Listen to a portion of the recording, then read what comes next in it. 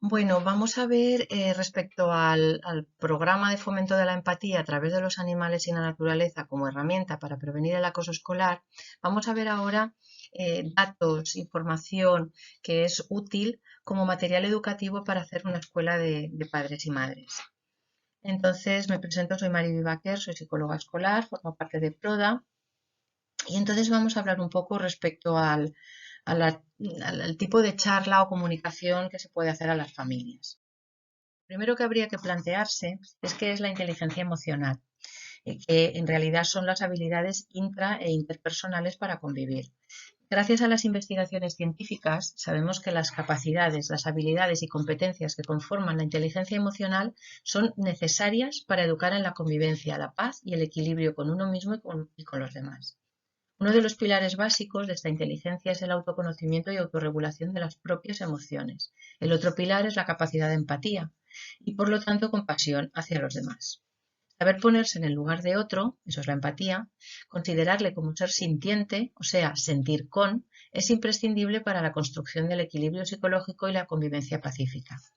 De tal manera, concluimos que la inteligencia emocional es la capacidad de comprensión y autogestión de las propias emociones ante las situaciones que se suceden a lo largo de la vida, por una parte, y la gestión de la interrelación con los demás seres sintientes, por otra. Su finalidad es el equilibrio psicológico y ético.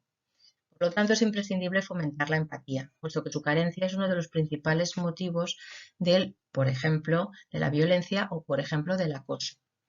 Hay diferentes formas de hacerlo y una de las más efectivas es a través de los animales, puesto que cada niña y niño pueden elegir victimizar o ayudar a un ser indefenso ante su conducta.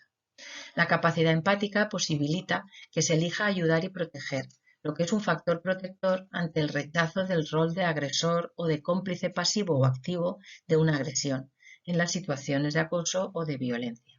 Aquí en esta diapositiva vemos una frase importantísima que dice así: enseñar a un niño a no pisar una oruga es tan importante para la vida de la oruga como para la vida emocional y ética del niño. Bien, respecto a la educación en valores, veremos un poco qué es el desarrollo moral, puesto que la inteligencia emocional a la que nos hemos referido debe complementarse con un modelo moral que evoluciona a lo largo de la vida del niño, del adolescente, del adulto, con aquellos valores que construyen una sociedad pacífica y armónica. A lo largo de las edades infantil y adolescente hay diversas etapas donde se desarrolla una transferible moral, unos valores que no solo separan el mal del bien en el mundo abstracto, sino que también rigen nuestros pensamientos, nuestras percepciones y nuestras conductas. Incluso influye sobre nuestras emociones. Un objetivo deseable sería establecer una moral universal en la que la empatía, la compasión y la solidaridad como actitudes se vieran plasmadas en conductas altruistas, basadas en el beneficio grupal, dejando atrás el enfoque egoísta que solo contempla el bien individual. Según las investigaciones, sobre todo de Colbert, se observa que la construcción de la moral aumenta a medida que los niños y las niñas crecen, igual que sucede con otras habilidades como lenguaje, razonamiento, etc. Pasa por diferentes niveles y es importante entender que no todos los adolescentes y los adultos llegan al último nivel de desarrollo. Vamos a ver un poco estas etapas. En la primera, en la etapa más infantil, el niño y la niña delegan toda responsabilidad moral a una autoridad, generalmente las madres, los padres, la familia. Los criterios de lo que está bien o está mal vienen dados por las recompensas o castigos que otorgan estas figuras de referencia. Los pequeños y las pequeñas no se plantean dilemas morales, porque claro, todo procede desde el único punto de vista de la autoridad, que son sus familias y sus educadores. Aquí nos encontramos con el nivel más simple de desarrollo moral, donde lo único importante son las consecuencias, el premio o el castigo. Así, un niño puede pensar que no hacer los deberes está mal, porque sus padres le castigan si no los hace. Un niño sabrá que molestar o dañar a un animal está mal si sus padres le reprenden cuando lo hace. De la misma manera, se pueden reforzar las conductas y actitudes de cariño y protección.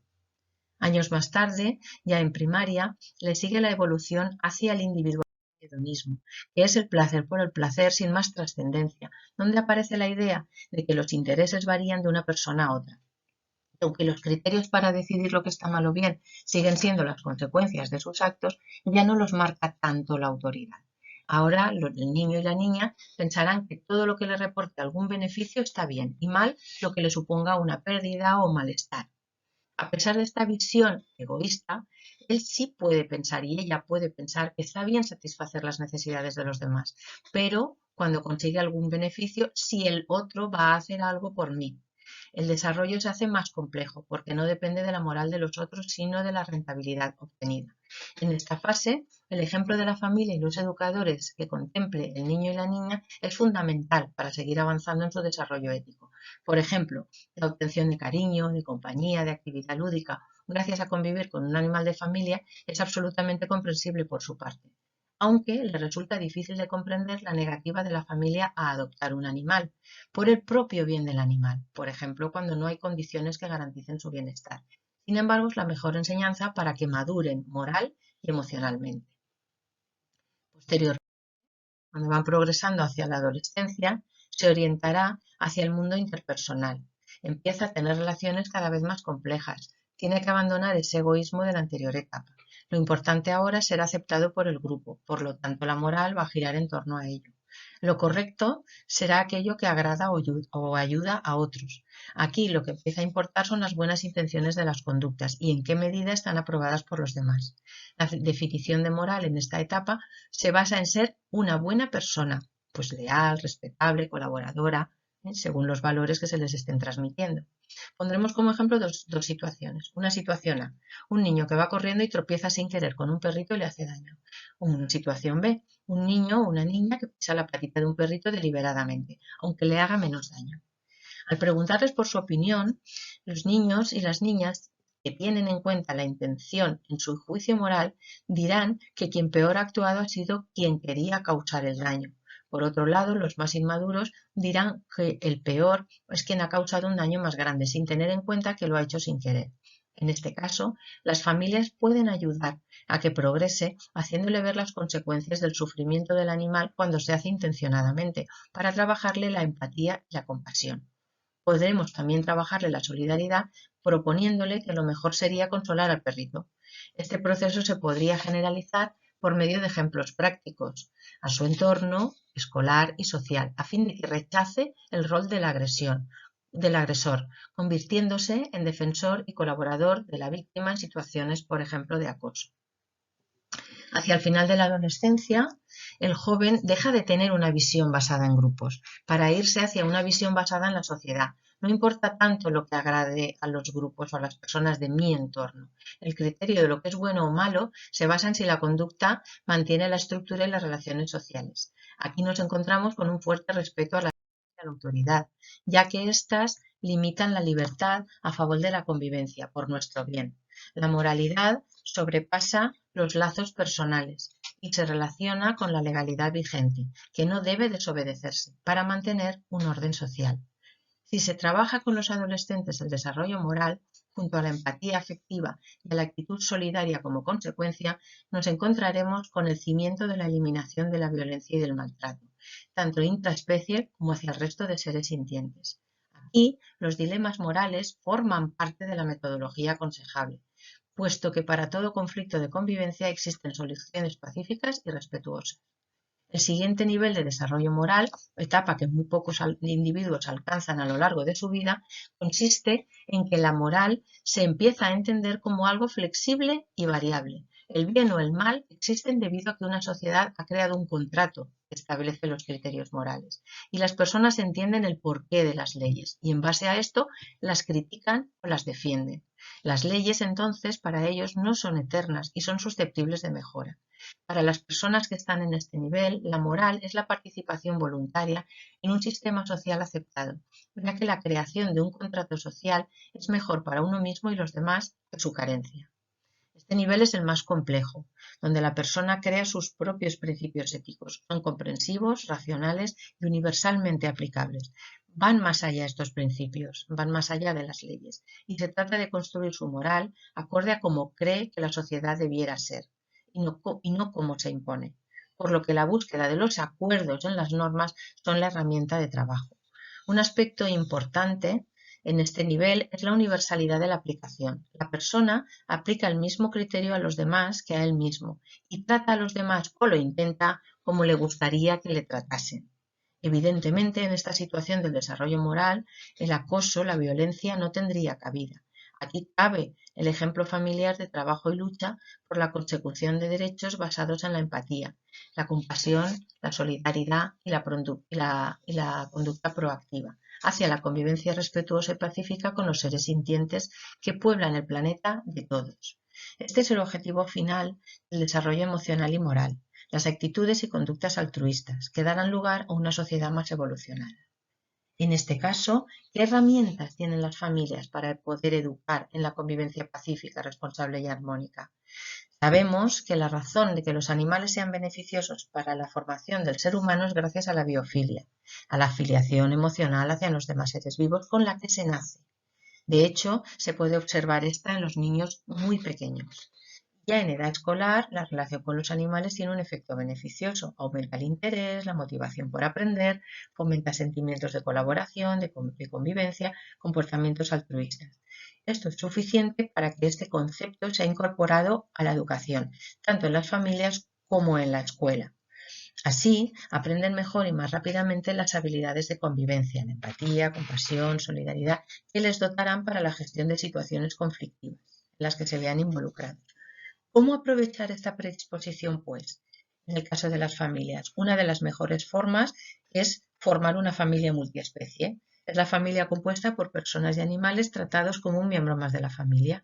De esta manera, los niños y las niñas aprenden estas empatía, compasión y solidaridad de las que estamos hablando.